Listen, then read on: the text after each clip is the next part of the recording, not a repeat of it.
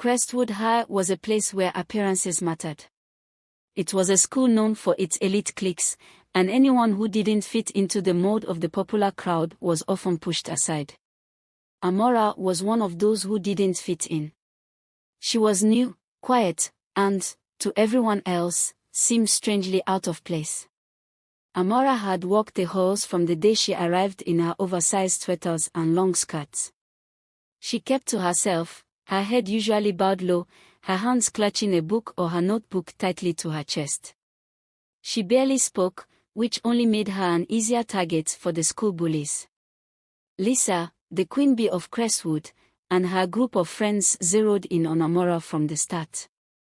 To them, she was an enigma, and in their eyes, her quietness was almost offensive. "Look at her," Lisa would scoff as Amara passed by, her voice loud enough for Amara to hear. "It's like she's from another century. Who even wears clothes like that?" Lisa's friends would burst into laughter, echoing their leader's disdain. To them, Amara was strange, too quiet, too calm, and too confident in her silence. And, in their eyes, she didn't belong. Every day, Lisa and her friends found new ways to humiliate her. They would accidentally bump into her in the hallways, knocking her books out of her hands, or block her way as she tried to pass, sneering and jeering at her clothes. One afternoon, Amara was sitting alone in the cafeteria, quietly reading during lunch. As usual, she had chosen a secluded table in the back corner, away from the bustling crowd of students. But Lisa and her friends spotted her and couldn't resist the opportunity. "Look who's having her little royal lunch in the corner," Lisa sneered as she walked over to Amara's table, her entourage following closely behind. She slammed her tray down on the table, making Amara look up with a slight stutter. "Oh, is the princess eating by herself?" Lisa continued mockingly, her voice dripping with sarcasm. "Or maybe she's too good for us commoners." Amara simply looked back down at her book, refusing to give Lisa the reaction she wanted. This seemed to irritate Lisa even more.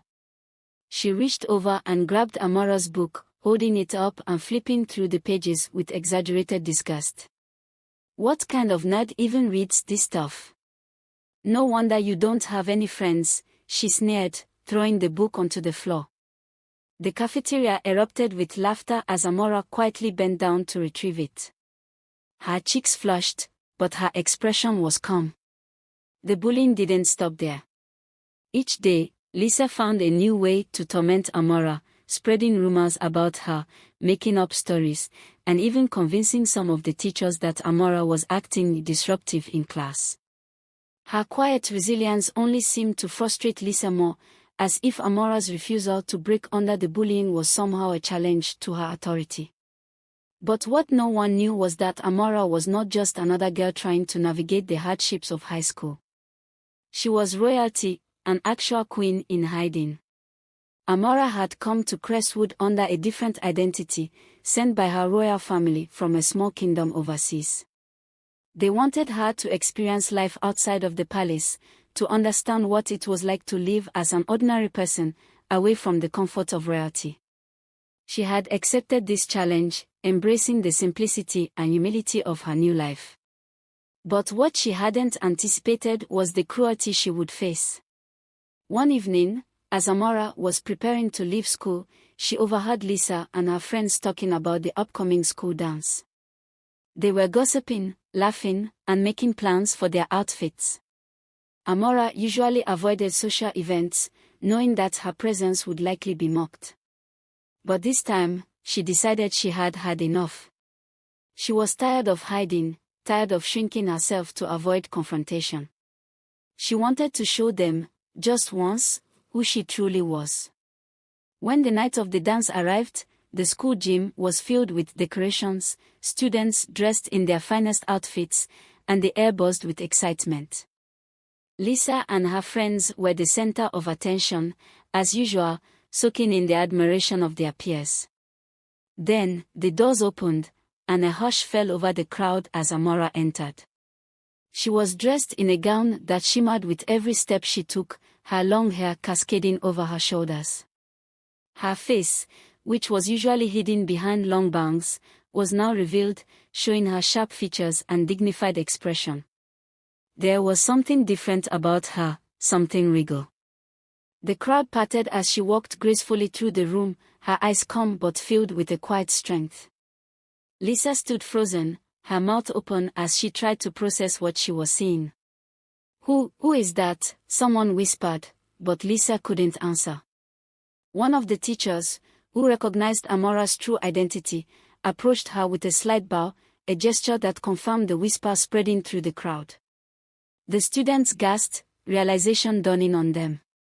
This wasn't just the quiet girl they had mocked and belittled for months. This was a queen. Amara turned to face Lisa, her serene smile holding a hint of sadness. "Thank you, Lisa," she said softly, her voice steady and calm. "Thank you for showing me the strength I never knew I had.